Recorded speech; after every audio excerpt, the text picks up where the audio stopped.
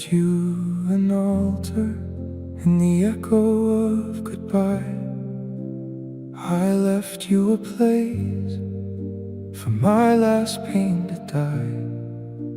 What remains of me you carry with you. My only torment is what you put you through. Do you think I'd curse you to live through this hell? You laid me to rest, laid my pain down as well. Place this one thing upon a pyre, because you love me, give into the fire. If you forgive me, there's no need to pray. I left you an altar, burn our guilt away.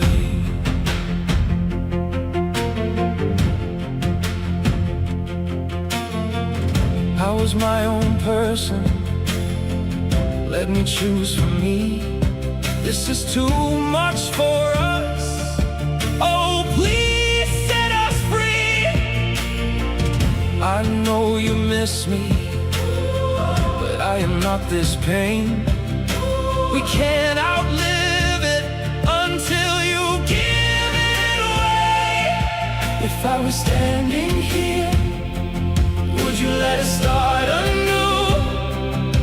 Please bury this, release it from you.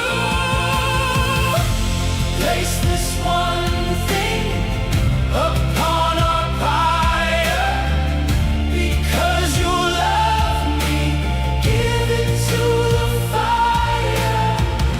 If you forgive me, there's no need to pray. I left you an altar, burn our guilt away.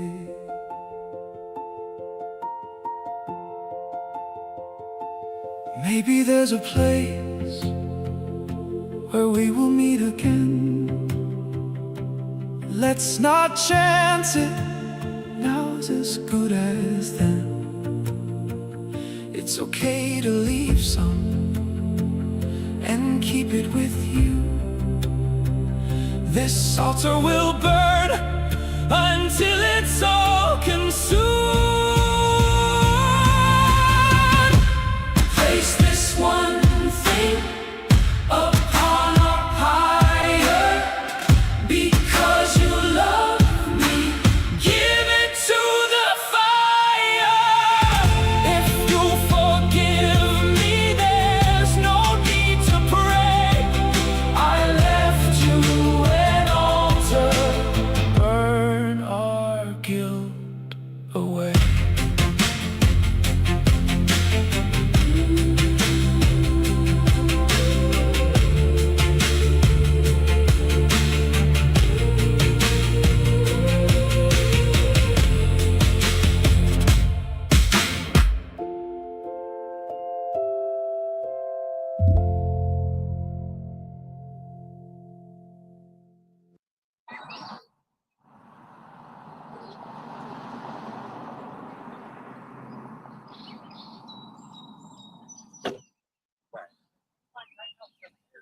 That was just very casual. There's an actual church behind it.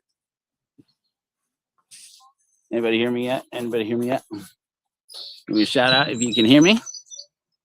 Otherwise, I'll just keep going and pretend. Hi, I'm ExmoJoe from the Church of Horror. You'll see that our podcast name is Hellfire Agency. I forgot to switch that over to the sigil. Well, I make mistakes. The modus operandi here at the potentially criminal enterprise of the Church of Horror, which is a spiritual community for godless people, is we'll do better next time. And we always do, with very few exceptions. Hi. I'm going to pull up my sermon notes now. I wanted to tell you guys a story, something that's been weighing on me for a while. I've been saying for a while that I have a godless sermon about grief that I have wanted to connect with people on for a while. So we're doing that now. It comes with some good advice. It comes with a very heartfelt story that we're going to lead off with. And I'm going to give you a warning. It's also going to involve talking about people who take their own lives. So if that's not something you can handle right now, I understand. I hope to see you in the future. I hope that you do some healing. This is going to involve talking about healing from not only the grief of our own loss in life, but also grieving ourselves in a way. So this is Give It to the Fun. You know, salvation is ridiculous. And I'm going to have to come back to that, but I want that to be really clear. Atonement is ridiculous. It's silly. And frankly, it's toxic. It's hurtful. In 2020, I lost my best friend. His name was Paul. I lost him to the pandemic. And I was an absolute wreck. Not just for days, but frankly for years. And he was a Methodist, whereas I am an ex-Mormon and an atheist.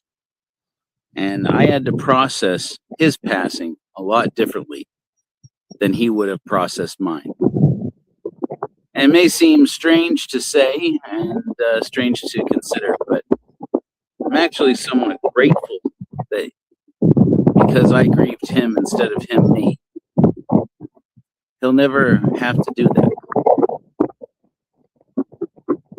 Paul wasn't great with grief, to be honest with you. You see, Paul, he was my best friend and he was like a brother to me, but he was 20 years older than me. When I met him, I was not quite 30, and he was entering a stage in life where it seemed like every week he lost somebody, especially men his age. That's about the age in America where men's hearts fail them, literally speaking. And I met him at this time in his life where they were passing away, and his grief was extremely hard. I don't think I really witnessed grief in that way. You see, it was like every time that he lost someone, he deconstructed. Where I only really had to do that once and for a very long stretch, and maybe in different pieces and chapters. Paul deconstructed his whole faith in God, his faith in heaven, and afterlife, the existence of good and evil. He deconstructed all of that every single time.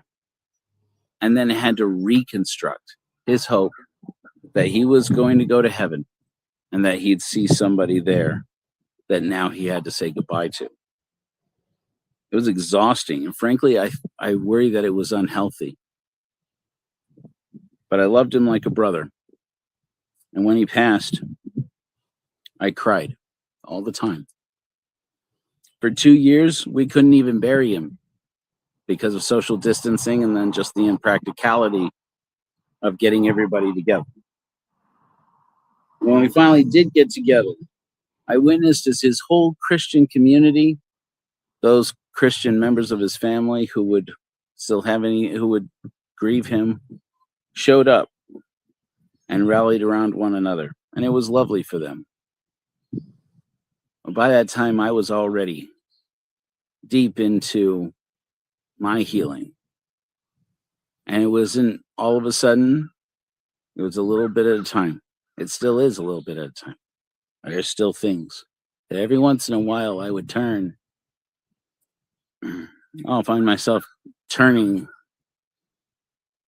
to the place where Paul used to sit behind me while we would make videos together. We were business partners. And he would tell me, I would stop and think and say, Paul, are you seeing this? I mean, do you see this? It's crazy what we can do. but I know he's not there. Recently a friend reached out for support as he was grieving the death of his son, who took his own life after leaving the service. Years later, his grief is still so hard that it consumes his life. In the course of the last 6 years, I've learned that we must forgive the dead, and in so doing, we forgive ourselves. Forgiveness, you see, forgiveness is a skill, not a transaction. It's Christianity, it's organized religion that makes us think that forgiveness is something that happens once and then you let it go. But it's just not. Forgiveness takes as long as it takes. And that's why we appeal to God to forgive us. But there is no God. And there is no salvation. There is no atonement. In fact, there's not even really the past. It's a strange thing to consider. But our construct of the past is really a complete fiction. It's a total lie. It is what you remember about something that happened. And sure, that thing happened, but it's not happening now. Only your memory is happening now. Doesn't mean it's not real. Doesn't mean it's not important. Doesn't mean that you don't have to heal it. It means that once you heal it, it's really gone. You don't go back and do over. There are no do-overs. There's only you and the work. We reach out for God because our own world feels so enormous. Our loves, our losses, our private histories, they are our own world. They are our own universe. Is it even real? You might ask yourself. It's as real as any universe you ever interacted with. How real is that?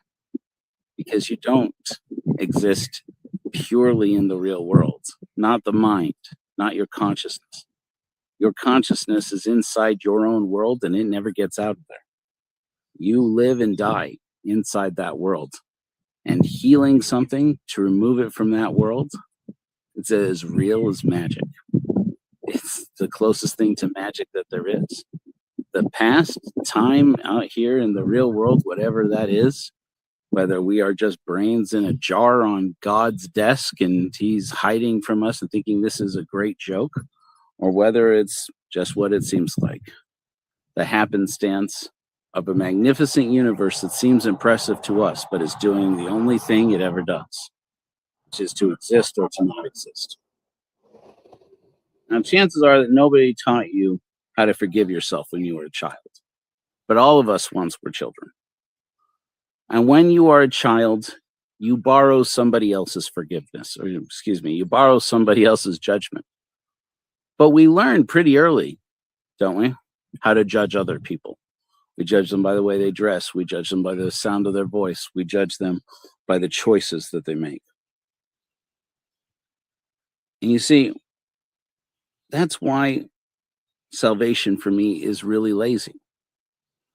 It's because it makes it easy to appeal to that childlike sense of ourselves that says that you need to go to the one that is offended and ask them for forgiveness. But there are things for which people feel guilty, for which they are victimless crimes. You looked at something dirty on the internet, you said a word when you were by yourself that you thought you shouldn't have, that you would hope nobody had heard you say that. Or you found yourself, whatever that may be.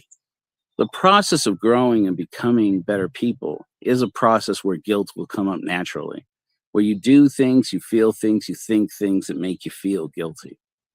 And very much like having to bury a loved one. You got to bury that person, that version of you in the past. You can't take it with you. They say that, that people don't really change, but it's not true. People change. Everybody's capable of it. You, me, everyone. So you have to remember that the dead cannot absolve you, and they don't need to. As far as anyone knows, there is no afterlife. There's no audience watching you. Guilt aimed at the departed reaches no one, and it erodes the only person still able to do good in the world, you. Grief is your teacher, and shame the destroyer. Guilt will just happen. Examining what you did wrong can reveal something true about yourself, something true about the world. That lesson is the whole point of that pain. But when our brains hold on to the pain from the past, holds on without any hope of improving ourselves for the future, then it turns toxic. That's shame. And you have to release it. Other people's shame and yours too. Guilt teaches what's sacred, but shame, it's the aftermath when it's not useful. When it's not useful anymore, it's not doing you any good. It's not doing them any good. And self-forgiveness, that is a practice. Now, you can call it ritual, you can call it processing, you can call it just practice. But everybody needs some time, a special place, a special moment in time where you can burn that guilt away.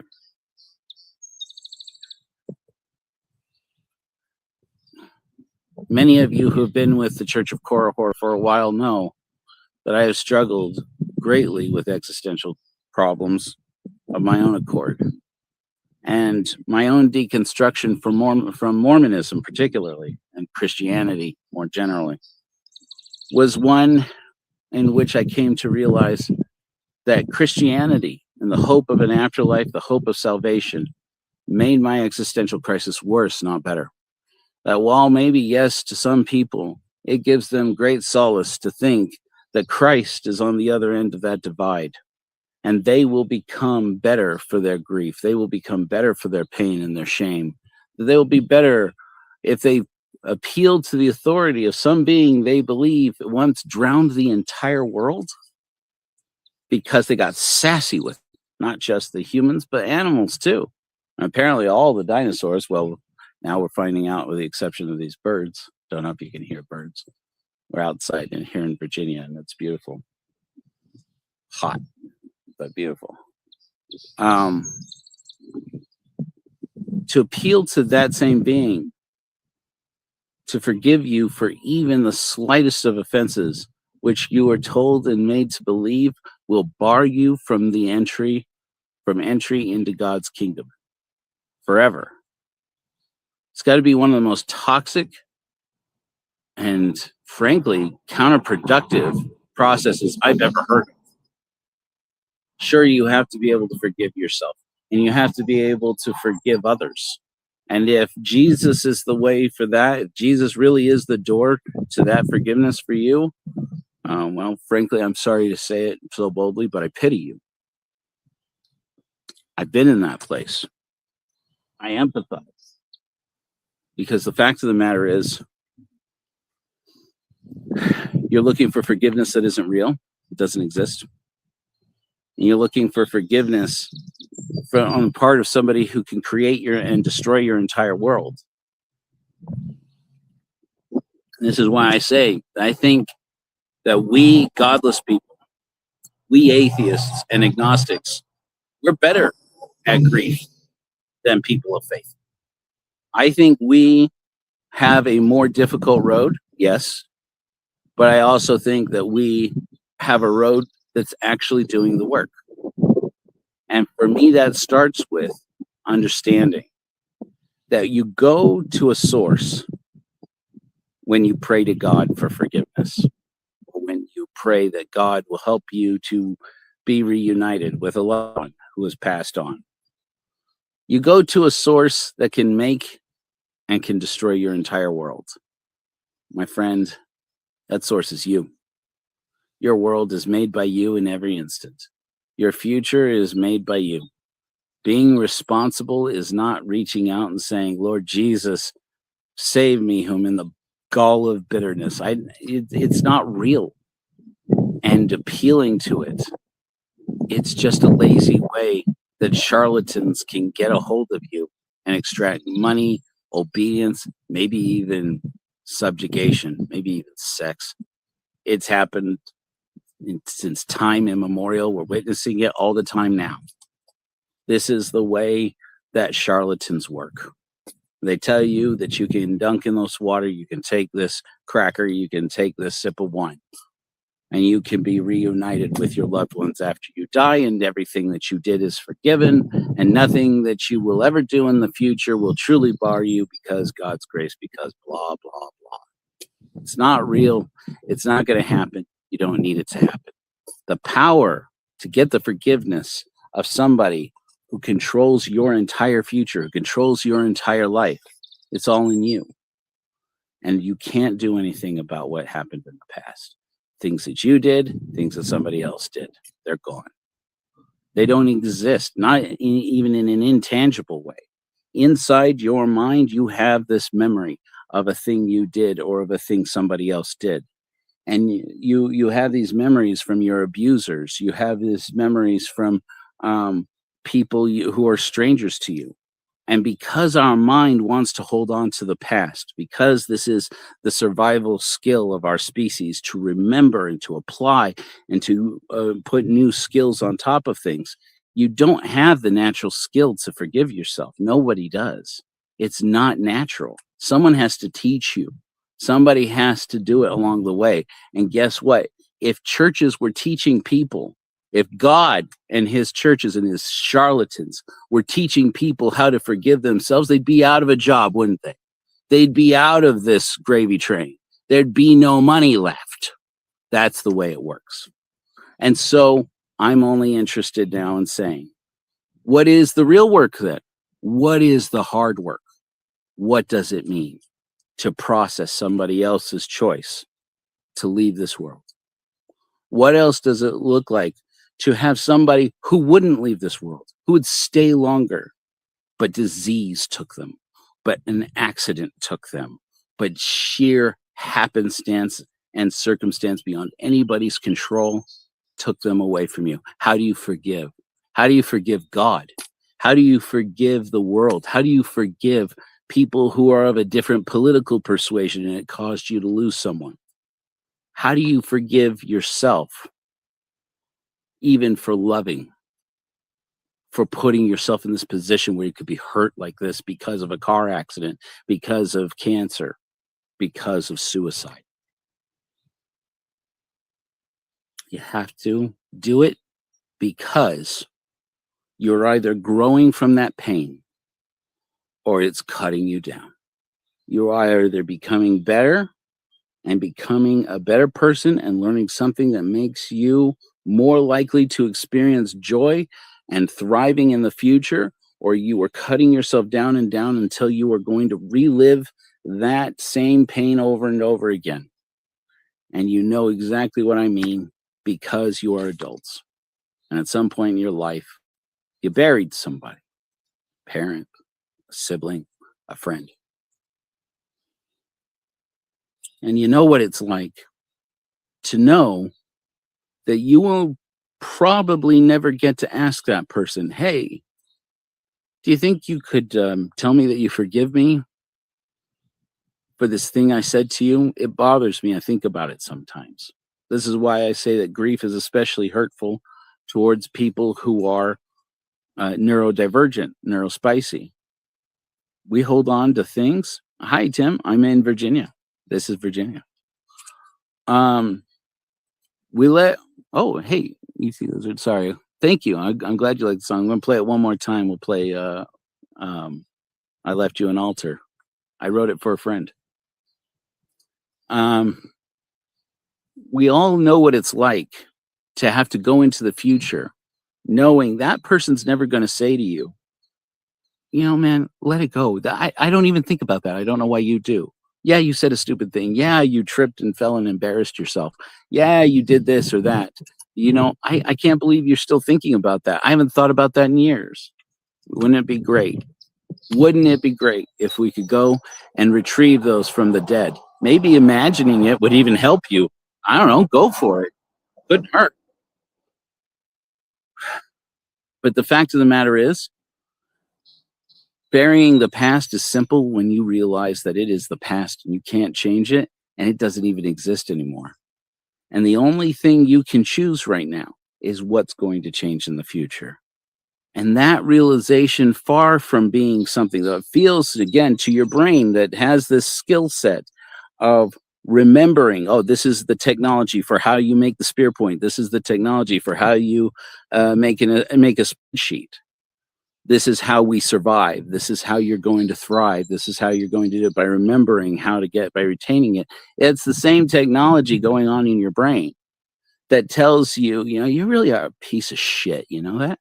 I can't believe you'd say that to your mom. I can't believe you'd say that. I can't believe you did that and hurt your best friend. Now he's dead. You can't do anything to get his forgiveness.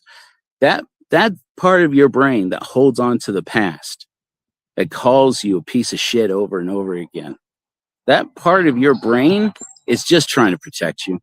It's just trying to help you. It doesn't understand. It understands this is a process we learned as children. It is a child's logic. It is a child's processing. And while Christians may say, as Paul, when I was a boy, I thought as a boy, but some people will say, as Jesus says, I should start it this way. Scratch that. I said, like Jesus said, that you must become as little children to inherit the kingdom of God. No, there's no kingdom of God. And children are born innocent. There's nothing they have to be forgiven of. And there's no heaven for them to go to any more than there is for you or I. At the end of the day, we are all children. But what makes us grown-ups, what makes us adults, is that we take responsibility. That's it. That feeling that says, gosh, I hope nobody figures out that I was left home alone with the keys to the car and the credit card and the internet and the ability to do or order anything that I want. I can order porn. Do you know I can order pizza? I can order as much pizza. I got a $5,000 credit limit on this Amex card. Do you know how much pizza that buys? That voice inside your head that says, gosh, does anybody know I'm not really a grown-up? Congratulations. That's you. That is the grown-up version of you. It's that inner sage. I talked about this last year. I did a sermon about the sage, that you must envision your own sage. And you can make that sage, whatever feels right to you, you can make that sage Yoda if you want. You can make that sage, Captain Picard was the one that I used in that sermon, though honestly, most of my life it was probably Yoda. That voice of reason that answers that intuitive voice in your head that says over and over again, you really aren't able to do this. You think you're such hot shit, but you're not. You're just, where are you going, Twix? Our cat is going over to the neighbor's yard. Oh, are you really? Oh, good girl, Twix. I got some forgiveness work to do. Twix. She goes where she wants. She does what she wants. But the what was I saying? Sorry, got distracted by the cat. Yeah, true enough. I like that. Whoops. Yeah, they changed things on StreamYard. Sorry. True enough. The thing is that I'm picking up where I left off, I think. Being alive and moving into the future, it's as much about forgiving yourself and forgiving other people as it is about making better choices. That process is difficult because it means actually rewiring the way your brain works, right? You're familiar with the concept of neuroplasticity. Better run, girl. She knows what she's doing. Your brain has to actually prune back those nerves that in your brain, those nerve cells that are learning the repeatable things. Back down. It's a good comment, though. Thank you. Thanks for making comments, guys. And thanks for liking and subscribing and sharing if you don't do that. People hold on to things because these tendrils of nerves in our brains, they don't know how to do anything else. You have to build a new one. You have to build a new one for the process. And that's got to make sense to you. That's why, again, I say religion becomes so stupidly lazy and easy, because you have this box that you go into the box, and then there's a priest there, and you tell the priest something that he's going to jerk off to later, probably, maybe, I don't know, whatever. And it's like you do that process again and again and again, believing that the magic is in the box, the magic is in the person, the magic is in their authority, the magic is in this connection, the spirituality, and some practice they do, which makes them holy. And you want to believe that is a process that will allow you to release things. The truth is, it's entirely psychosomatic. It's entirely a placebo effect. It is just putting your trust in something external to yourself to do the work, so that you don't have to actually become a better person. Becoming a good person just means it's a good one. You got ET Lizard showing up with the good comments here. Yeah, that's exactly right. It's exactly right. That it is the F word.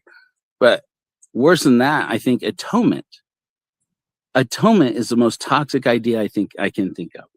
This idea that you are meant to be one with God, but because you're a piece of shit, you don't get to be.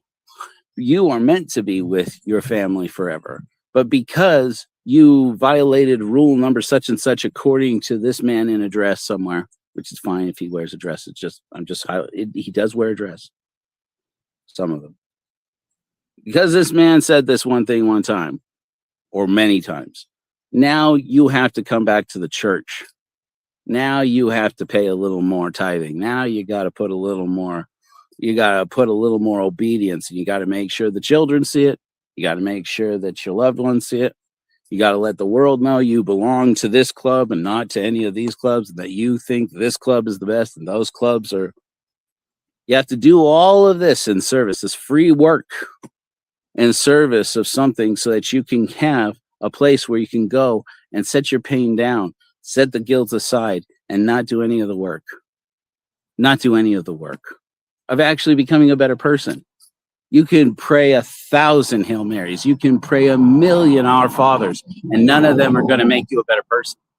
You can get baptized again and again and again and again, and guess how many times it makes you a good person? Not once. You become a better person when you act better, when you act smarter. And that's not just about breaking rules. What rules? It's about thriving. It's as much forgiving yourself to learn how to eat, for example. I can't tell you how many people, how shocking it was to me when I was married and had my first long-term relationship with a woman, was being married, and I was married for 20 years. And listening to her description about eating disorders, hers or women around her, and then raising a daughter and seeing eating disorders, her having to battle with eating disorders from disturbingly young age, as these girls look into the world and see what bodies are supposed to look like, and then told this toxic messaging about nutrition that's not even true. And I say it's like learning how to eat. If you don't eat, who do you sin against? If you eat and then you purge, who do you sin against? There's no commandment in the Bible I know of that says that you can't do that you shouldn't do that. I don't know of anybody's God who has a rule against eating disorders, but they have rules against saying swears. They have rules against keeping graven images. They have rules, which, by the way, at one point, and I'm sure at some point still, that meant including things like Some of the best painters in the world who were Jewish had to deal with the fact that they had to hide their fascination with painting from their family, because the painting was forbidden, because it was making graven images of things that are in the earth. I was a painter before I knew that. It's so, there's these toxic rules. And then what about, though, you should learn how to let yourself just eat. Learn how to think of your body as you, because if your body is not you, what the hell is? And that for me, that's healing that prayer was never going to solve. That's healing that repentance was never going to solve. That's not, unless God comes down and appears to you, or speaks in your ear and gives you and speaks to you with his voice. And if that happens, got news for you. Now you got schizophrenia or something to deal with. You're having a psychotic break, or you are just talking to yourself and it's loud. Is a fine line. I'm not really even sure. I don't know that anybody knows where that line is. You should take it seriously. Taking your medication. Got depression. Who do you sin against if you don't take antidepressants? I know Christians. I know many Christians who think that if you have depression, it's a sin to take antidepressants. Who do you believe? What is it supposed to be? Why is God so determined to make you miserable that he would actually make it a sin for you to do something that made your life more bearable? It's because it was never God's to begin with. It was the church. He was the charlatan. Charlatan's got bills to pay. So he's got to sell you an idea of guilt that is toxic from the beginning. This is why sin was so stupid. This is why salvation is silly. Is because it teaches people to think of their lives and what they do as being shame. Shame as a tool of progress. Shame as a tool of self-reflection. Shame as a tool for saving yourself, when there is no such thing as saving shame. Shame only destroys. Shame is only toxic. It is that guilt that you latch onto because your brain latches onto it for whatever reason. It's comfortable. You have autism or obsessive compulsive disorder. And somebody out there is willing to abuse it, guaranteed, to make money off of you, to get you to join their ranks and let them advertise to the world that they're the fastest growing, blah, blah, blah, and more people, blah, blah, blah. And boy, the gospel is blah, blah, blah, blah, blah. They are using you in service of shame and toxicity and telling you it's good for you. It's not. If it were good for you, it would be making you into a better person. And then you would let go of it. Because you can't carry this all your life.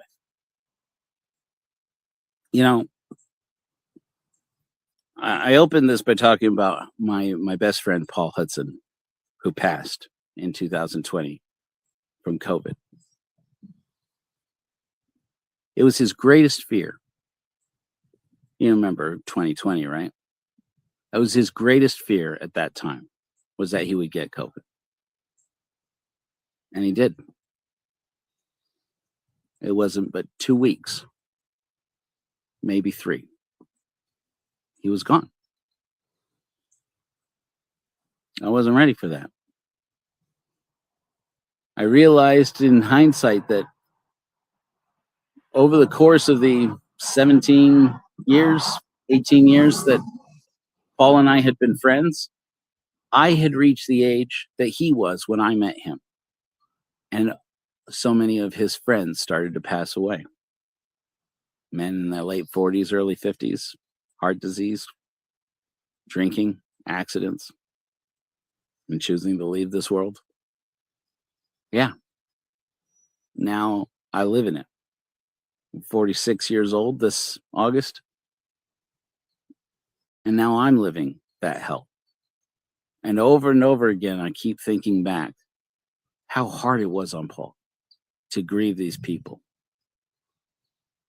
And how understanding that my grief as an atheist was so much healthier than my grief as a Mormon, as a Christian, as a believer. And I'm grateful that it was me grieving Paul and not the other way around.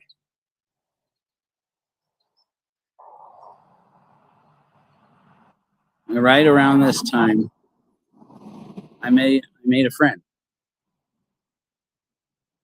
I didn't expect to make. Reached out to me just as a friend because his son took his own life.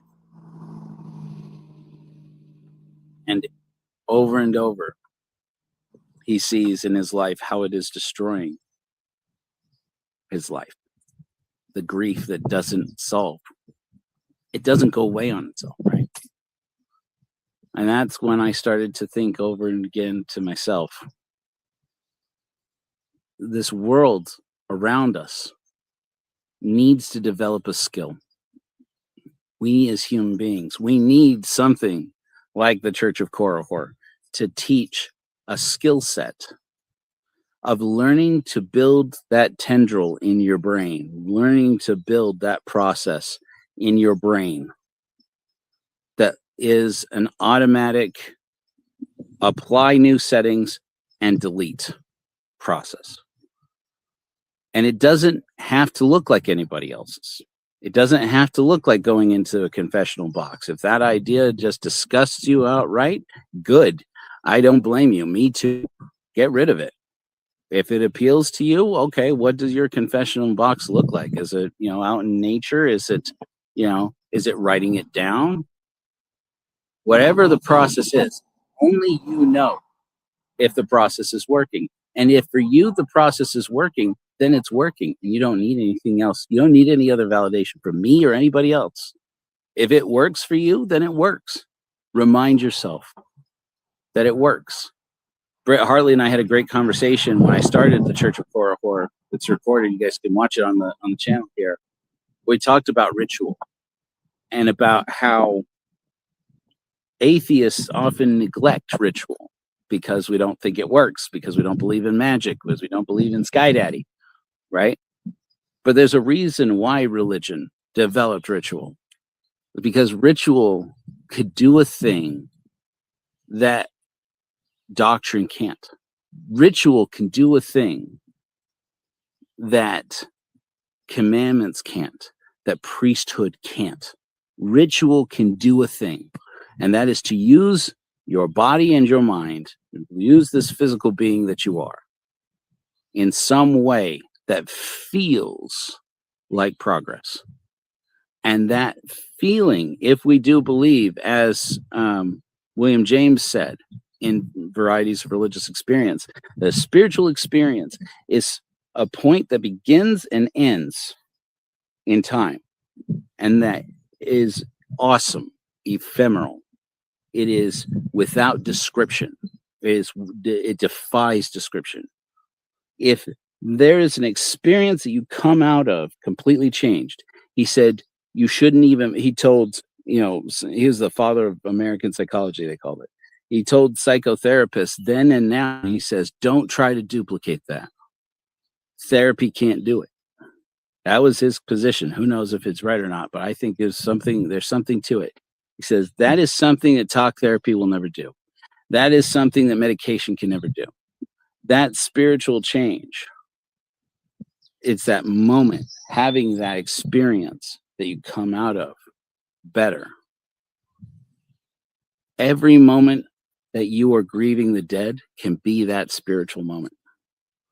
It can be that moment where you emerge without something you didn't even realize maybe you were carrying, something that you were carrying while that person was alive and you thought they would never forgive you for it. Whatever it is, they're gone. You're here. The only part of them that was ever real to you is the one inside your mind. True, they were out there in the world, physically, in the real world, in the external world. Sure, probably. As much as we can be sure anything is, right? Guess what? They're not anymore. They're gone. The only version of them that was really real to your mind, to your brain, to your nervous system is still there, feels like it's still there, because it's that version of them, that image of them that you were interacting with inside your mind. It remains. They are gone.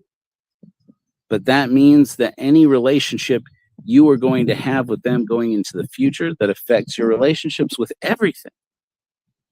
Your friendship, your love affects everything. Think about how it is. Think about how many marriages get wrecked because a spouse made friends with somebody that the other spouse disapproved of for whatever reason.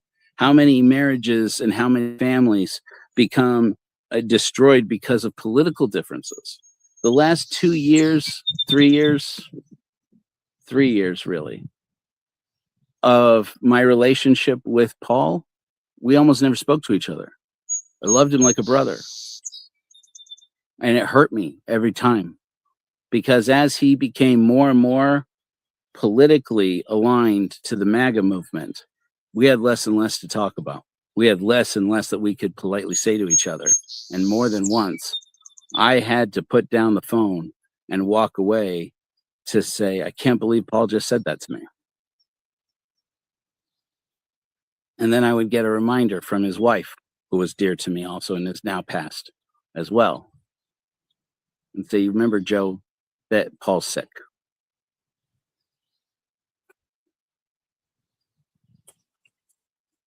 He doesn't know he said that.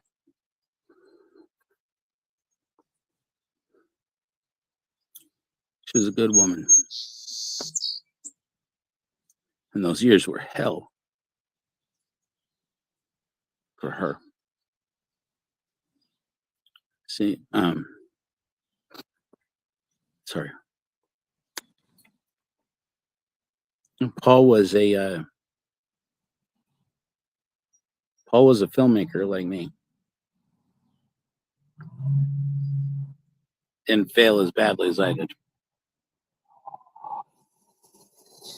And he fell off of a camera crane. He crushed his skull when he was younger. After that, his epilepsy became really bad. And when he would have a seizure, when he was going into a seizure and when he was coming out of it, oftentimes his behavior would change so erratically, he didn't even realize that it was happening. And he had to live with the aftermath. And as he aged, it started to spiral out of control. Until people couldn't talk to him anymore. He estranged his children. He estranged his siblings. He estranged his parents. He tried again and again to recover and recuperate from it, but the illness was too strong. Eventually, he pushed even me away. I've told this story before, so I'm sorry if you're hearing it again. One day I was flying for a client. I think I want to say I was in Chicago O'Hare, but I don't know why I want to think I was in Dallas. I don't know, maybe because he was in Dallas. I don't know. And I got a text message that said, Joe, I'm so sorry. I love you. I had gotten a new phone number, so I texted back and said, new phone, and said, oh, thank you, stranger. New phone. Who this? And he asked me, you don't know who this is? And he said, I saw the things I said to you. I don't know who that person is. I'm so scared.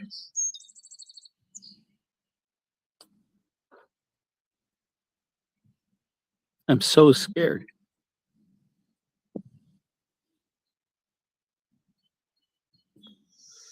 And I just texted him back and said, Paul, I know.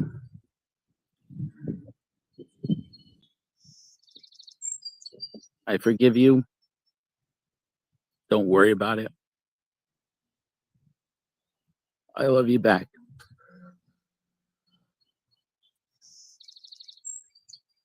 We talked maybe 3 times in those last few years because of a political difference that was mostly born from this man who I had every reason to politically agree with when we were together, when we were friends. I'm convinced, it's not a political statement or endorsement, but I'm convinced that his illness is what caused him to become so passionate about MAGA. I saw it again and again, not just in him, but in others. And I thought many times how this is a political movement made of our not dealing with our emotional and mental illness. It's a sign. It's a symptom. And then in 2020, he messaged me. Said, Joe, I'm in the hospital. I said, I know. I've been talking to Lizette.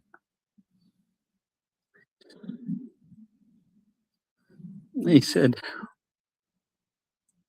I want you to make sure she's taken care of when I'm gone.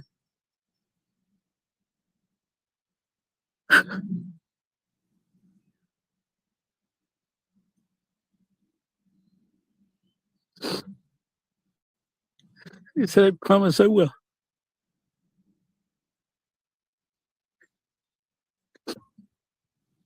I love you, Paul, I said. You know you're a brother to me. You know you always will be.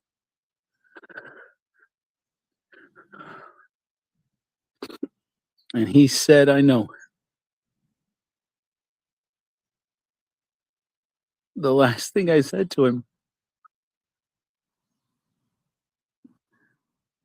was, don't you fucking die on me, man.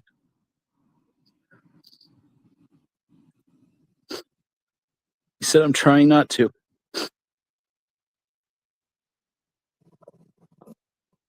It was 12 hours before he was gone. This is our life.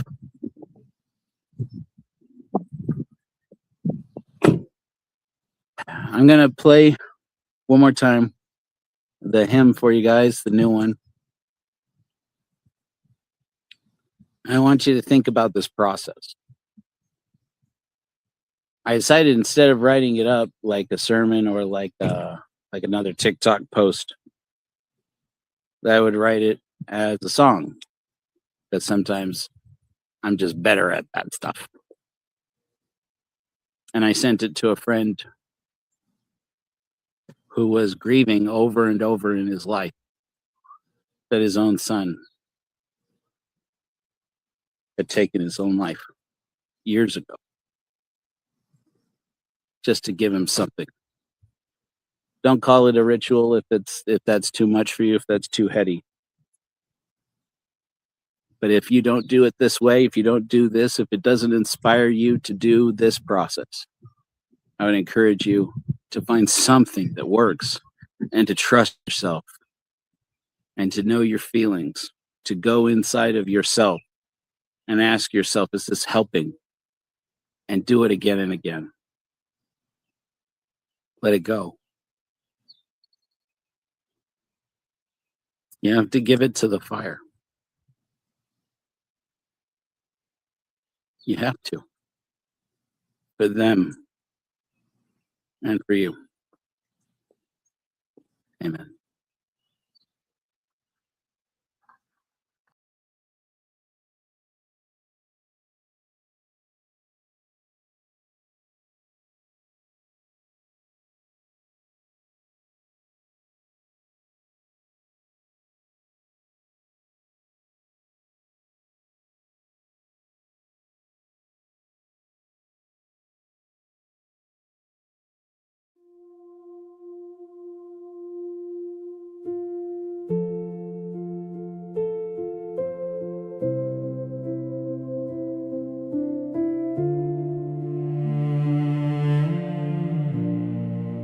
I left you an altar in the echo of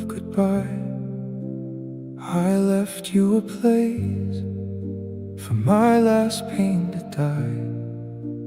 What remains of me you carry with you. My only torment is what you put you through. Do you think I'd curse you to live through this hell? You laid me to rest, laid my pain down as well.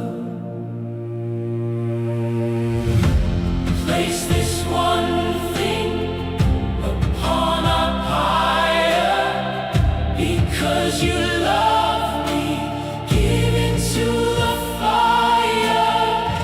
If you forgive me, there's no need to pray.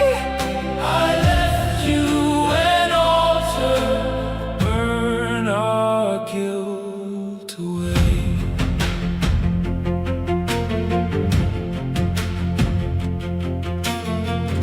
I was my own person, let me choose for me. This is too much for us. Oh, please set us free. I know you miss me, but I am not this pain. We can't outlive it until you give it away.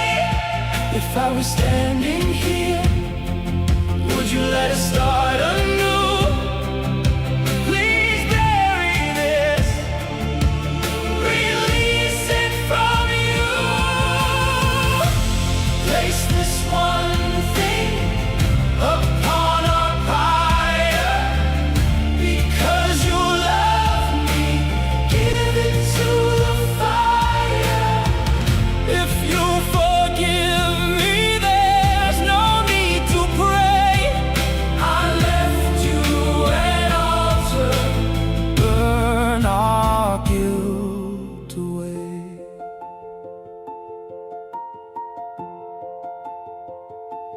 Maybe there's a place where we will meet again. Let's not chance it, now's as good as then. It's okay to leave some and keep it with you. This altar will burn until it's all consumed.